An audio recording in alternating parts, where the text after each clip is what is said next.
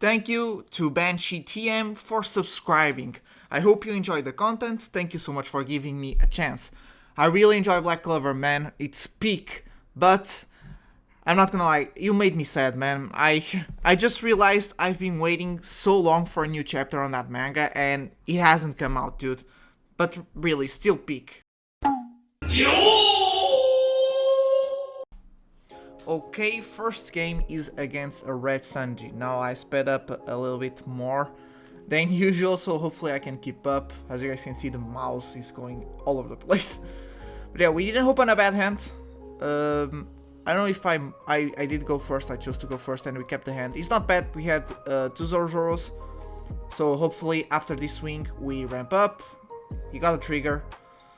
Oh yeah, we ramp up and we find Luffy Taro, which is the bread and butter of the deck is Luffy Taro. So now we have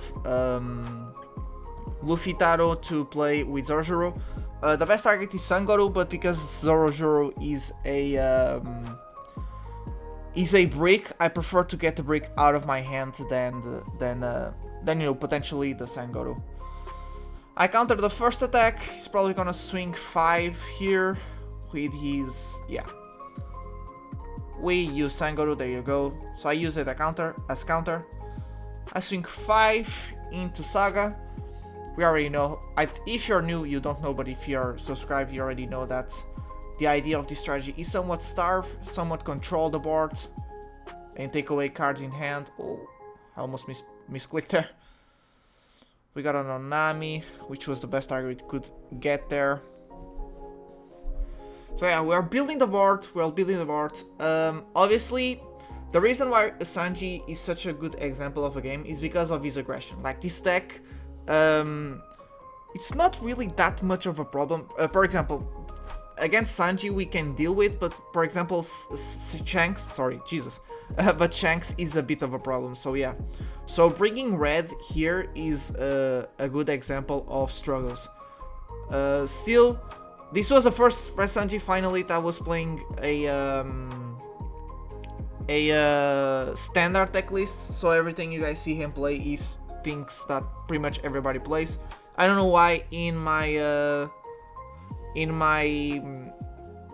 the sim for some reason there's a lot of people playing RED Sanji and not using the normal standard deck list. Okay, so now we're going to control a little bit of the board. He has 1 card in hand, so we're gonna make sure to take away that Shaka? Is that how it's called? He blocked, which is fine.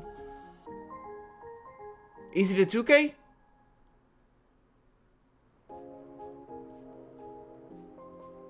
And he's thinking a lot. There you go.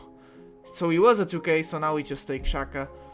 And I shouldn't have done this, by the way. I should have just kept this was a small misplay by me. I shouldn't have took that blocker. I should just leave the Dawn up for the Gum Giant because we already know he's going to play aggro here. And we have no blockers, so yeah. Small misplay from me. We can still survive this turn, at the very least. Because we can counter 1 attack of his. Unless, and this is what he's thinking of, unless he makes 2 swings by using the Haruta, that's his name, the 3K guy, ability, and attaches the active Dawn. He doesn't do it, he just gonna swing 10. And this is when that was really a small misplay. I do more misplays on this video than I really wanted to admit, but I'll call them out, obviously. I know, I was trying something. I was trying to play more aggressive. And trying not to play as safe, but obviously that's not the way you do it. Fortunately, he does not swing into us, actually. So now we can just take his board. There you go, 99. 7. I should have swing. Oh. Another misplay. I actually didn't remember this one. I should have swung 5k onto him. He took, then 7k, and then I would play the other Onami, taking away my Zorojuro because I don't need him anymore. Setting up 2 blockers. It would be much better of a play. So that order was wrong. So sorry. I actually didn't remember this one. But yeah, you guys are seeing the strategy here being pulled off. He didn't do a misplay on the last turn, by the way. By going for, maybe he shouldn't have gone for Law. He should have gone for maybe if he could, for lives, or yeah, I think it was 6k swing, so 4 lives. We wouldn't have lost either way, and this deck does run some life regen, thankfully. But yeah, he's trying to... This Sanji was thinking really well, actually. His logic was on point. As you guys can see, he's taking a lot of time making his plays because he's calculating what he can do. So, as you guys saw last turn, he was controlling his swings to make sure I couldn't just take his... Why did you take... What the hell? I'm making so misplays in this game. What the hell? I could have just literally Gum Giant, take away Zorojuro. What? Why did I do that? So sorry, guys. But it's okay, it's okay. I need to rewatch my replays anyways. Yeah, we don't need the ramp anymore with the Bonkure. Especially because he can run the Alabasta Falcon. I don't remember his name. That can just KO it, so yeah. I just use it as counter. And he plays this Luffy. Now, this is something different. I don't see it. It's not bad, but there are better options. So now we swing 5, making sure we take that. He can't counter. We swing 8 to try and get the last card. There you go, we got it. Now we swing 8 there. And now we just set up... Yeah, there you go. We just set up more defense. Even if he gets rush... not rush, but a big character on his hand, he needs to play it, and then we just keep using our Sanji and our Luffy to take away his board, and then we use our leader swing to get the lives, which is okay, which is perfect actually. We also have Lin. If I'm not mistaken, I'm gonna do a misplay here as well. Jesus, this replay is a lot of misplays. So sorry. I actually didn't see half of these. I saw 2. For the love of God, use the Gum Giant now. Thank you. We take Luffy Taro. We had Sangoru, but at this point it's too slow. We either play the Rush Luffy or the Lin, which is more an on-play effect. He's gonna swing. Yeah, we just block. And now let me see what he's going to play.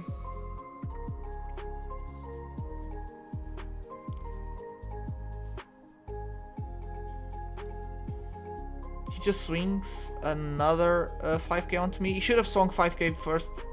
Well, actually in this case it wouldn't have mattered. And now he actually played another Haruta, that's his name. And used both effects to make another 5k swing, so not bad. Now, here's... Yeah, as you guys can see, I wanted to play Lin, but I make a very big misplay. I'm swinging here, I'm swinging there, and I'm gonna swing with Luffy Taro here. Yeah, there you go. Okay. Wasn't such a big misplay, but I could have just used Lin on the another way, or play Law or something. I don't know. This felt like, at least at the time of the game, it felt like the Lin was pretty much only to regen 1 life. Fortunately, he cannot go for a game unless he plays Diablo Jumble, but to be honest, I don't really like going to 0 lives, obviously, unless I know I can finish up next turn. So there you go. We block. Because it doesn't matter, he's only gonna get 1 swing now. Yep. And now we can go for game. If we can protect him.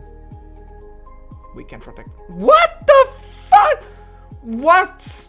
Okay, I'm sorry again. I'm just gonna keep saying sorry, to be honest.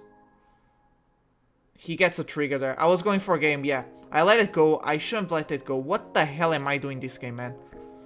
So yeah, I don't know if I can go for a game this turn now. Because I don't have the swing of Sanji. Dude, what the whatever. Although that we could have finished turn game anyways if he didn't get that blocker trigger. But still, dude, there was no need. We could have just made sure. Ay. He lets it go, obviously. Now we can't go for game now. We need to play a blocker. So we're probably just gonna swing 9, sorry, and just play the blocker. There you go. We don't have enough swings, so yeah. We need to make sure, because here's the thing, he could play a new character, give it rush, and attach 2 to Kirby. To Kobe. Kirby? Damn. Okay, but now he just can't finish game anyways, so we're fine. Obviously, we were never going to lose by losing that Sanji, but really, like, this extra turn is just unnecessary. And he plays Chopper. So yeah, we still can't go for game, I think. No, we can. We just swing 7, he needs to block. We swing 8, he needs to block, and swing 9, and we win. So yeah, there you go. Okay, sorry for the misplace. Now is Moria. Now, this game was super interesting. I was trying to get into a Lucci game, by the way, because I kind of want to show you guys the more on-meta matchups. And we actually do somewhat well against Lucci. But all the lobbies most of the time are bugged when it comes to those... I should have discarded my my Luffy there, but okay. But most of them they are bugged, so I have to try and find other matchups. And this Moria was an eye-opening. We struggle a lot against this Moria. So yeah, I decided to just ramp 1. He did steal the going first, which already puts us at a disadvantage because Moria thrives a lot by going first. So yeah. He plays brand new.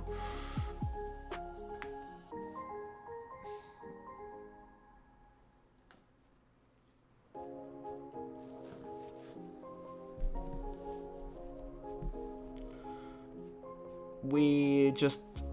yeah, there you go. So now, here's the problem I saw. We actually drew a blocker law there. Here's the problem that I saw while playing against Moria.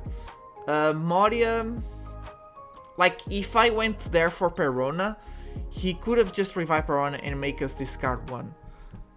Which is very annoying. So I was trying not to go for...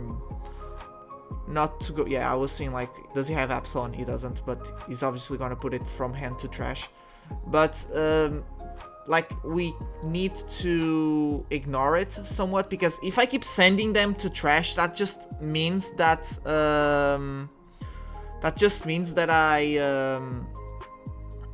that he can use them next turn. So yeah, I just need to ignore a little bit of the... yeah, here I'm going. I'm trying to keep that swing so bad, dude, but it's so... yeah, it's not the best plan, but I didn't really have a plan. Yeah, we swing 7. He lets it go, obviously.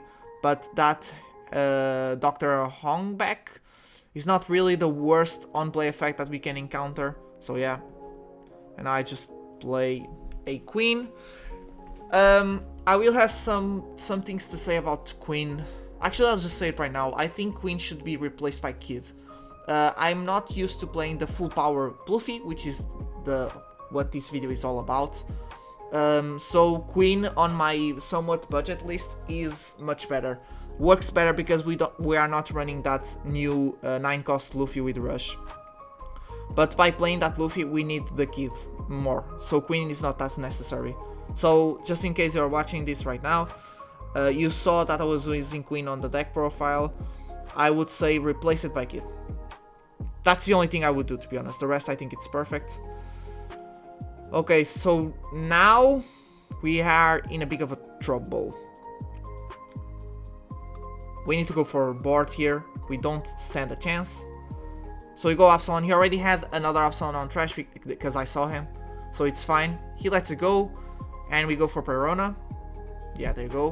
Which he probably will protect. There you go, but at least we got some cards in hand. But we do not lose this turn. He swings 9. We can't... I almost clicked resolve. We can't let it go. 7. Again, we can't let it go. I should have not put Onami because I might need her. I should put the Bonkure onto trash. At this point in game, there's no need. He goes 8. And he's gonna go 7. No, he goes 8. I was like, he's probably gonna go 7, but fortunately we got a counter out of lives. So, and he gives up because he had no counter. I think I actually would have lost. Because I don't think I would have gone for game next turn. Because 3 cards, then even if we we wouldn't have... I needed to see how many dons I had. Maybe I could, but at the time of the game I remember I don't think I could have gone for game. So I think I should have lost that game, to be honest, against Moria. So Moria is a problem, so he ended up being a great game, actually. And now it's Black Yellow Luffy. Obviously, I always leave the best for last. Monkey D. Luffy, Yellow and Black, is one of the most popular decks and one of the strongest, to be honest. His whole strategy makes pretty much everybody have to adapt their own strategy. But fortunately for us, I think Purple Luffy is one of the few that doesn't have to adapt as much. We pretty much still just build board and then just go for board instead of lives, and when we finally fill our board, then that's when we start going for game, actually going for lives. Here I swing 5 because I wanted to make him discard. I don't know if it was the best plan, because he's the thing. I was like, if he plays another Monkey D. Luffy that you guys see on the field, he can put himself at 0 lives, but he can't. He can only use his leader effect and cannot play and make his leader big, which is his whole strategy. So I was like, okay, maybe I can put him at 2 lives. But he does this, so it was a small misplay for me to play that Law. I should have maybe ramp up and play the Linling and just put his Luffy onto the top of your lives, which is the small tip I'm going to give you guys against Black Yellow Luffy. Just put the big brothers on top and then make a big swing, because here's the thing. If you guys take the swing, that card goes into the bottom deck and not into trash, which is just mess up their whole strategy, which is really nice. So yeah, now his leader is very big. And so he still managed to kick off his leader ability, which is very annoying. We're just gonna take these 2 swings. Yeah. So now what we need to do... Yeah, Linling, she ended up having a lot of value. We put Luffy. So now, if he wants to use his leader ability again, he needs to play another one of those Luffys to trash that Luffy and then use his leader ability. That in itself makes him use a lot of Don. That's 5 Don plus 2, that's 7 Don out of the blue, just to regen a little bit of life and make his leader somewhat big. Not like 7k for us is not that big of a deal, because we have Linling and we have Luffy Taro there. But like this, it's just to slow down, because we just now, because I made that small misplay of putting him at 2 lives and give him an early leader ability, let's call it that. Now I need to play for the starving, trying to make him use as much cards and try to slow down his swings and his Dawn usage as much as possible.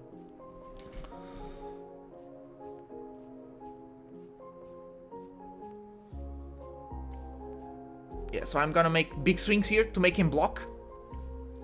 Yeah, there you go. Another big swing to make him block again. There you go. And now what I'm gonna do is I'm probably just gonna play like a blocker or a Law. That was my plan. I was trying to see what I could do. I was trying to leave 7 Dawn, but I accidentally used I used 1 more Dawn on Luffy, I forgot, but yeah. So yeah, I just paid some of his blocks out because he thought I was going for game, so he was just blocking the big numbers, and now he used his 5-cost Luffy, but he's gonna be slowed down again. He cannot play Moria for free, which is what I was trying to do. I was trying to slow him down and make him do this kind of stuff. So now he can only use one of his little brothers, which he chose Sabo, which is not that bad, but he's making him go down on cards in hand.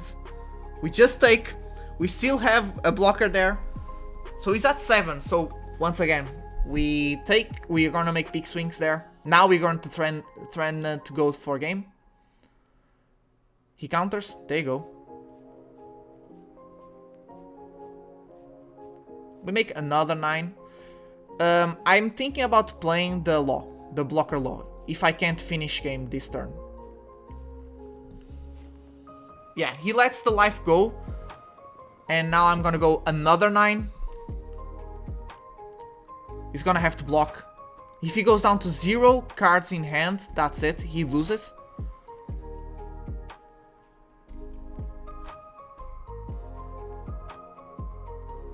Apparently I'm gonna go and okay, I can go and make him block 1 more time.